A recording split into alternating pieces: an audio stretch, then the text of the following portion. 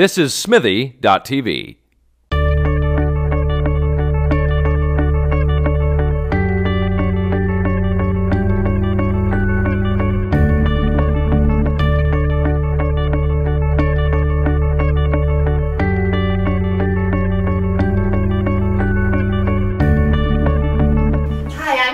Reporting for Katie Chats here at Smithy TV in downtown Toronto with Alan Park. Name dropper. What inspired you to get into the business? Okay, the business? Well, I don't know. I just started telling jokes one day at a live event in Toronto, and I was in the business. And then I stopped for about 5 years because I didn't like the business. And then I moved to Vancouver and I started in the business again.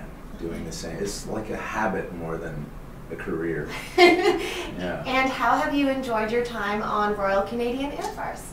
I have enjoyed it intermittently. I have enjoyed it. I've enjoyed it greatly. It's been a lot of fun, and they canceled the show. I don't know who canceled the show. Somebody canceled the show.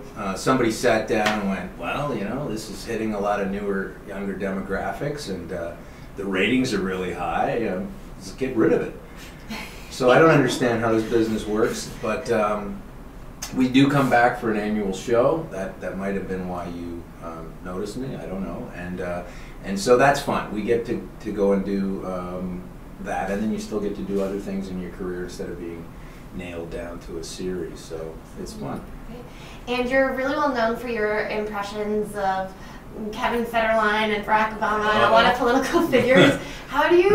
What's your process like when you're coming up with impressions? Like, what's the secret? Well, I come across people in everyday life, and then through the power of a law of attraction, I try to get them to be famous. By the time they hit it, I've already got them down. Okay. So that's my secret. But that's not a serious answer that you're looking for. That was a joke answer. How do I get them? I don't know. I mean, when I was on the Air Force, the whole thing started with, it was a bit of a surprise. I was hired for one specific task, and then that seemed to go well, and they said, we want you to do characters now. We want you to do more things. And then the negative mind jumped right in, and I thought, I know hundreds of people that could probably do this thing. I'm a stand-up comic here. I don't do impressions of people. Mm-hmm. And then I just took the gig like you would do, and I threw myself into it and just started to, so basically watching videotape and listening to their voice and trying to find something about them that you can exaggerate. And some of them are imitations where I try to be just like the person, and some of them are caricatures, mm-hmm. where I try to find like you would do in a what they used to call newspapers, Katie. I don't know if your grandparents used to read those or not, but they would like George Bush had a dopey sort of wrinkle in his forehead and different aspects, and you try to find those in an acting sense, I guess, mm-hmm. and play those up, and hopefully everybody believes it. Yeah.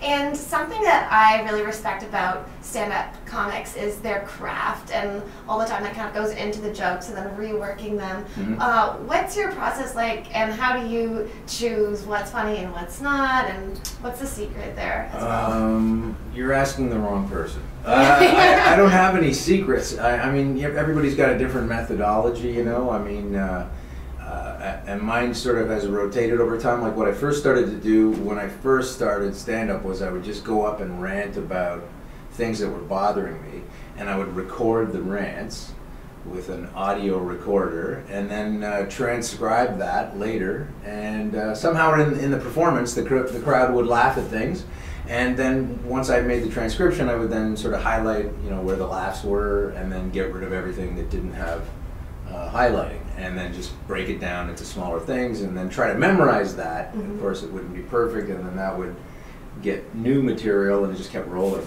And then that's what I call writing in reverse. Okay. And then I started to write, conventionally, write things ahead of time, try them out, and I sort of bring in both aspects of it. When I'm bored of one, basically I'll bring in something else. It's very ADD. Okay. And do you think that jokes need to be relatable in order to work with the audience, or are there any particular elements that really help? They need I think they need to be somewhat relatable, although I do have a struggle with that myself, because I like really odd and strange things, and a lot of times that works well, and sometimes it doesn't work well, so you'll drop that one or try to find an aspect of it that is relatable. And what was it like being nominated for Canadian Comedy Awards and Gemini's as well? It's great being nominated. I've been nominated a lot of times, and it's been, you have to campaign, you know, it's almost like a popularity contest. So unless you really get on the social media, and before that the email and take out ads and things, I'm not really interested in campaigning for it. If I ever win something, that'll be great. I'm not, you know, I'm humble enough to know that I probably won't win. I'm not really trying to win an award. I'm just trying to do what I do and get away with it. You know, if it gets an award one day, great. If not, I won't be out there campaigning for it though either way. So. Okay. Yeah. And what was it like acting in Moon Point, where you played the watermelon? Well, that was a one-day thing for me. It was fun. You know, it was.